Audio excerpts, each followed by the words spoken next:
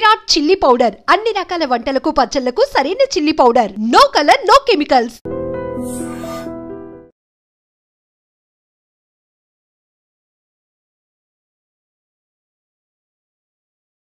నమస్కారం. I dream ప్రేక్షకులకు స్వాగతం. మంత్రం గురించి, ఉపాసన గురించి ఇవాళ మనం పూర్తిగా తెలుసుకుందాం. ఈరోజు మనతో పాటు ఉన్నారు ఓం స్వరూప్ గారు. వారితో మాట్లాడదాం. నమస్కారం అండి. శుభం తల్లి. మంత్రం నిత్యం చదివే వాళ్ళు ఉంటారు. ఇష్ట దైవాన్ని తలుచుకుంటూ ఆ దైవానికి సంబంధించిన మంత్రం చదువుతూ ఉంటారు. ఇంకొందరైతే కష్టానికి, ఇప్పుడు ఆరోగ్యం కోసం ఒక మంత్రం, ఐశ్వర్యం కోసం ఒక మంత్రం, ఉద్యోగం కోసం ఇంకొక మంత్రం, ఇలా చదువుతూ ఉంటారు కదండి. అసలు మంత్రం అనేది ఎలా బలాన్ని అందిస్తుంది? దీని గురించి కొంచెం డీటెయిల్డ్గా చెప్తారా? అంటే ఈ మంత్రం చదవడం వల్ల ఈ కష్టం నుంచి ఎలా బయటపడతాం, దానికి ఏమైనా ఎనర్జీ ఉంటుందా అనేది తెలుసుకోవాలని ఉందండి. ఏం లేదమ్మా, దీంట్లో తెలుసుకోవడం అవసరం కూడాను. ప్రాక్టీసెస్, సాధన చేసే వాళ్ళకి అవసరం.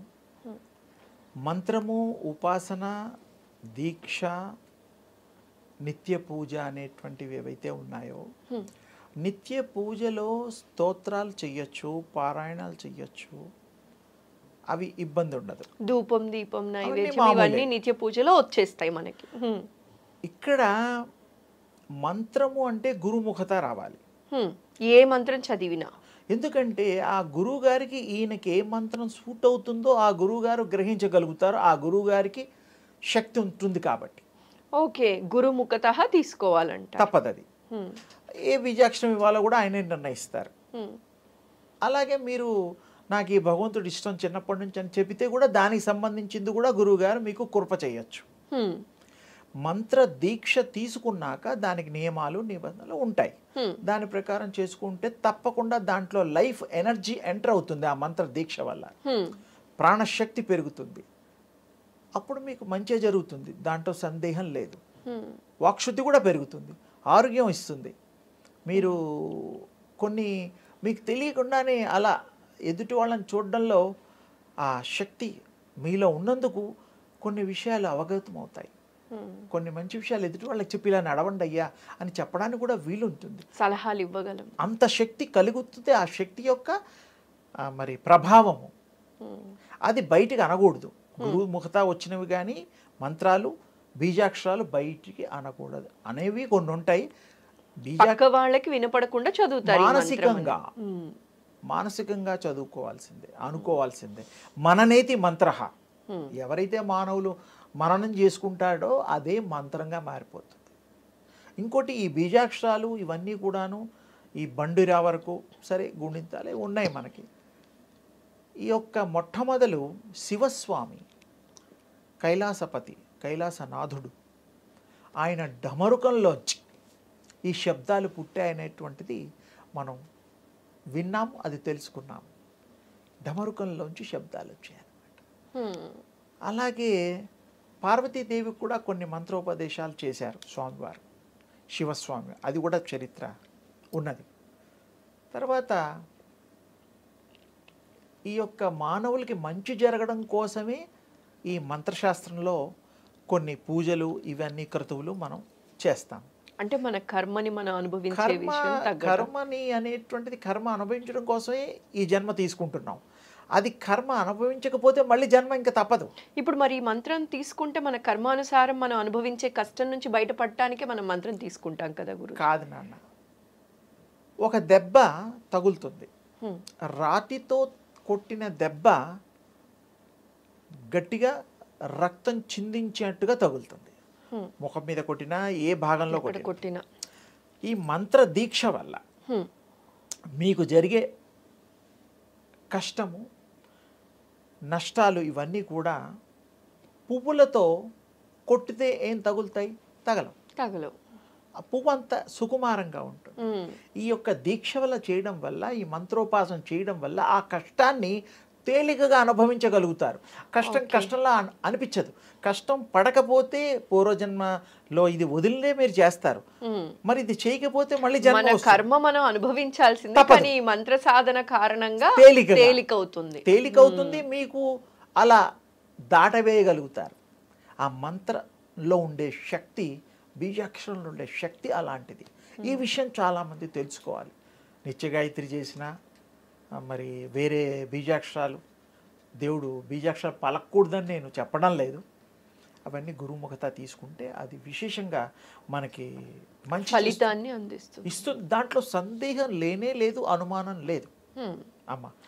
అయితే ఈ మంత్రం విధి విధానాలు ఏంటి గురుజీ? అంటే మంత్రం ఇప్పుడు విధి ఏంటి అంటే విధానాలు- లైఫ్ స్టైల్ చేంజ్ వచ్చేసింది, వర్కింగ్ స్టైల్ ఇప్పుడు కూడా బయట మీరు వెళ్ళటం, ఇంత రావటం. మార్పు చేసినా, ఇంత నవీన సామ్రాజ్యంలో ఉన్న ఈ యొక్క ప్రపంచంలో ఒక 5 నిమిషాలు 10 నిమిషాలు ఇంట్లోంచి బయలుదేరే ముందర ఇవన్నీ పూజా పునస్కారాలు చేసుకోండి, ధ్యానం చేసుకోండి. ఏ మాత్రం వీలైనా బ్రాహ్మీ ముహూర్తంలో లేచారనుకోండి, బ్రహ్మముహూర్తం అది, అప్పుడు నిశ్శబ్దమే కాకుండా ప్రపంచం యావత్తు కూడా అదొక న్యూట్రల్ వేవ్స్ తిరుగుతూ ప్రయాణం చేస్తూ ఉంటాయి. అప్పుడు మీకు ఏ ఇబ్బంది ఉండదు. అందుకనే బ్రహ్మముహూర్తం అన్నారు దాన్ని. బ్రహ్మోపాసనకి సరి అయిన టైం అది. అందుకనే అందరూ కూడాను మనలా అంటే ఈ మానవులు, ఋషులు 24 గంటలు ఆ పని చేసేవాడికి ఏ ముహూర్తం అక్కర్లేదు. ఎందుకంటే ముహూర్తం ఎందుకు వాడికి? సతత ఎప్పుడు బ్రహ్మస్వరూపాన్ని ధ్యానం చేస్తున్నాడు. ఇంటర్వెల్స్ ఉండవు, గ్యాప్లు ఉండవు, ధ్యానంలోనే సర్వకాల సర్వావస్థల యందు కూడాను ఆ బ్రహ్మలోనే ఉంటూ ఉంటాడు వాడు. అది వేరు. ఆ మనుషులు ఆ ఎంచుకునే విధానం వేరు. ఈ మానవ శరీరంలో ఇప్పుడు కూడా మనం వాళ్ళ అంత కాకపోయినా కొంత ఈ ఎనర్జీ సరిపోయేంత, మన బ్రతుకుని బాగుపరుచుకునేంత చేసే ప్రతి పనిలో ఫలితం వచ్చేటట్టుగా మనం ఈ జీవన విధానాన్ని మంచి మార్చుకొని, మంచి అలవాట్లతో, మంచి సంసారంతో, మంచి భార్య పిల్లలతో, మంచి గృహంతో, బంధువులతో సఖ్యతగా ఉంటూ మనం ఈ జీవితాన్ని తెలుసుకోవచ్చు, చేసుకోవచ్చు. సేమ్ టైం ఇంకొంచెం బాగా చేయగలిగిన వాళ్ళకి ఫ్యూచర్ కూడా వాళ్ళకి అర్థమవుతుంది. ఇప్పుడు ఉద్యోగస్తులు రిటైర్మెంట్కి 58-60 ఉంది. మరి గవర్నమెంట్ ఫిక్స్ చేసింది, మీరు చేరడానికి 25-24లో ఎంటర్ అవుతారు. మిగతావన్నీ మరి ట్రావెలింగ్లోనూ లేకపోతే 3 ఏళ్ళకి ట్రాన్స్ఫర్స్ ఉంటాయి. ఫైనల్గా రిటైర్మెంట్ ఈజ్ దేర్. ఆ తర్వాత ఆ డబ్బులతో వీళ్ళు మిగతా శేష జీవితాన్ని విశేషంగా గడపడం కోసం వాళ్ళు దాచుకుంటారు. ఆరోగ్యరీత్యా బీమాలు, ఇన్సూరెన్సు ఏవో ఉంటాయి. ఇవి ఎంత సత్యమో ఆత్మ ప్రయాణంలో కూడా అవి ఏవైతే చేసుకుంటాయో అందులో ఇన్సూరెన్స్లు ఉండవు, కానీ ఈ పద్ధతులు ఉండవు. కానీ వాళ్ళకి సర్వశక్తి సంపన్నులుగా అయి ఏవేవి చెయ్యాలో ఆత్మ అన్నీ చేసేసుకొని ఆ యొక్క పరమాత్మలో లీనమైపోయి తన్ను తాను తెలుసుకొని కావలసినప్పుడు మళ్ళీ అది రాగలిగే శక్తి కూడా ఉంటుంది. ఇప్పుడు మనం విదేశాయనం చేస్తూ ఉంటాం, మళ్ళీ మన ఇంటికి రావడమే తప్పదు, రావాలి సొంత ఇంటికి. కానీ ఈ మానవులకి ప్రాణం ఎప్పుడు వదిలేది తెలియదు కదా. ఎవరికి తెలియదు అది. ఎవరికి అంటే సాధన చేసిన వాళ్ళకి తెలుస్తుంది. ప్రాణం ఎప్పుడు వెళ్తుందో కూడా తెలుస్తుంది. 100% అనేది ఒక లెక్క అయితే 101% కూడా చెప్పచ్చు. ఎంతోమంది యోగులకి చెప్పారు, తెలుసు వాళ్ళకి. మీరు ఇప్పుడు అనుకుంటున్న అంటే అరుదుగా ఇలాంటి అరుదుగానే ఉంటాయి. ఆ ప్రాక్టీసెస్ కూడా అర్థే చేశారుగా వాళ్ళు. ఆ యొక్క దైవ మార్గంలో ఉపాసనలో చేసిన వాళ్ళకి అది తెలుస్తుంది పక్కగా. వీరబ్రహ్మేంద్ర స్వామికి తెలుసు కదా, మరి మొన్నటివాడే కదా, లక్షల సంవత్సరాలు కాదు, వేల సంవత్సరాలు కాదు. మరి రాఘవేంద్ర స్వామికి తెలుసు కదా, సత్యం అది. అన్నమయ్యకి కూడా తెలుసు కదా, ఉన్నాయి. మరి బాబా గారికి తెలుసు కదా, షిరిడి సాయిబాబా. మరి ఎవరికి తెలియదు? ఇప్పుడు మనకి చాలామంది ఉన్నారు, మీరు లెక్క పెట్టుకుంటే 60-70 మంది ఈ మధ్యకాలం వాళ్ళు కూడా తెలుస్తుంది. వెంకాంబ అని ఒక అమ్మ ఉంది. తర్వాత సంవత్సరానికి ఒకసారి పెద్ద బాలయోగి, చిన్న బాలయోగి అని, మరి వాళ్ళందరికీ తెలుసు కదా. అన్న ఆహారాలు ఏమీ లేకుండా మానేసి భూగృహంలో కలెక్టర్ గారు తాళాలు వేసేసి సీల్ వేసేవారమ్మా. శివరాత్రి రోజు సీల్ తీసేసి ఆయన గారిని బయటికి తీసుకొచ్చేవారు. ఎంత గొప్ప విషయం. మరి 1 year తినకుండా ఉన్నాడు, ఆ తర్వాత కూడా 30-40 ఏళ్ళు తినకుండా ఉన్నారు కదా. అంటే తిండి కాదు వాళ్ళకి, పంచభూతాల్ని బంధించేటువంటిది ఆ ఉపాసనలో శక్తి వస్తుంది. మళ్ళీ మామూలుగా తేజస్సు కూడా ఉంటుంది, పోదు. ఇప్పుడు మీరు ఉపాసన గురించి మాట్లాడారు కాబట్టి ఇంకొక సందేహం. అడుగు నాన్న. ఇప్పుడు మనకి ఏంటి అంటే ఉపాసన చేస్తూ ఉంటాం, ఒక్క వాళ్ళ ఇష్ట దైవాన్ని ఎవరైనా ఇట్లా సరే. కానీ నిత్య ఉపాసన ఎక్కువగా చేయటం వల్ల ఈ ఉపాసన చేసే విధి విధానాలు ఏంటి, ఈ ఉపాసన చేయటం వల్ల వీళ్ళలో ఎలాంటి మార్పు అనేది మనం చూడొచ్చండి? వీరు ఏదో నిర్ణయం తీసుకొని ఒక మంత్రం, ఒక సాధన తీసుకున్నప్పుడు ఏకాగ్రత చాలా అవసరం. అది లేకపోతే మంత్రం ఫలించదు. సో మంత్రం వేరు, ఉపాసన వేరు. మంత్రం ఏమో తీసుకోవడం, ఉపాసన అంటే ఆ మంత్రంతో చేసేటువంటిది. ఉపాసన అనే దానికి ఇంకో అర్థం కూడా ఉంది. ఆసన, దగ్గరగా అని అర్థం. అంటే దగ్గరగా, ఆసన కూర్చోవడం అవుతుంది. ఉపాసన భగవంతుడి యొక్క కృపను పొందడానికి కూడా ఒక చేష్ట అవుతుంది. అంతే ఉపాసన అంటాం, ఉపాసించడం అంటాం. నేను అమ్మవారు ఉపాసకుడినండి అంటారు. అమ్మవారిని ధ్యానం చేస్తూ ఉంటాడు. 24 గంటలు మానసికంగా చెయ్యొచ్చు, తప్పులేదు. ఎవరైనా చెయ్యొచ్చు. స్త్రీ పురుష వయోవృద్ధ భేదం లేదు దాంట్లో. సకల జీవులు చేస్తున్నాయి కదమ్మా. ఇప్పుడు చరాచరమైన అన్నీ చేస్తున్నాయి. మీకు తేలికైపోతుంది. మీకు ఒక పని చేయడంలో ఈ ఏకాగ్రత, ఈ మంత్రం చేయడం వల్ల శక్తి వస్తుంది. ఆ పని సక్సెస్ అవుతుంది. ఉద్యోగానికి ఇంటర్వ్యూకి వెళ్తారు, మీ మంత్రసిద్ధితో ఆ ఉద్యోగం మీకు లభిస్తుంది. వాడికి మీరు నచ్చుతారు. మీలాగా 10 మంది వెళ్ళినా మీరే నచ్చుతారు, ఎందుకంటే మీరు ఉపాసన చేస్తున్నారు కాబట్టి. ఉపాసన, ధ్యానము, భగవద్ ఆరాధన చేసిన వాళ్ళ ముఖ వర్చస్సు, వాక్ శుద్ధి వేరే ఉంటుంది. ఎదుటి వాళ్ళు ఏమడిగినా జవాబు చెప్పగలుగుతారు. అలాంటి వాళ్ళల్లో మొహంలో మొహం ఇలా పెట్టి, కళ్ళల్లో కళ్ళు పెట్టి చూడలేరు. ఎందుకంటే ఆ దైవశక్తి ఉంటుంది, ప్రాణశక్తి ఉంటుంది. అలాంటి వాళ్ళు ఏ పనైనా సాధించగలుగుతారు, చేయగలుగుతారు, వాళ్ళ గురించి తెలుసుకోగలుగుతారు. ఇప్పుడు మనం నిర్ధారణ చేయడం లేదా, పలానా ఊరెళ్ళి 3 రోజుల్లో రావాలి, 4 రోజుల్లో రావాలి, చేసుకొని వస్తున్నామా లేదా? అది కూడా మరి ఆత్మ కూడా, స్వరూపం కూడా ఈ శరీరంలో వచ్చింది. అందుకే ఆ పనులు చేసుకోగానే పాపం దాని దారిన అది వెళ్ళిపోతుంది. దానికి తెలుస్తుంది ఎప్పుడు వెళ్తుందో మనకు తెలియదు. ఎందుకంటే ఈ విషయవాంఛల్లో ఉన్నందుకు మనకు తెలియదు. రేపేం కాదు, నిద్రపోయి పొద్దున్న లేవడం కూడా మనకు తెలియదు. గిల్లుకోవాలా, ఎస్ బతికే ఉన్నాం, అలా ఉంది పరిస్థితి. అదే మీరు ధ్యాన పద్ధతుల్లో కనుక తెలుసుకుంటే మీకు తెలిసిపోతుంది. ఈ బాడీ గురించి తెలుస్తుంది, రుగ్మతలు తెలుస్తాయి, ఉపశమనాలు తెలుస్తాయి, సెల్ఫ్ హీలింగ్ కూడా అవుతుంది. ప్రాణం జబ్బులు కూడా తగ్గించుకోవచ్చు.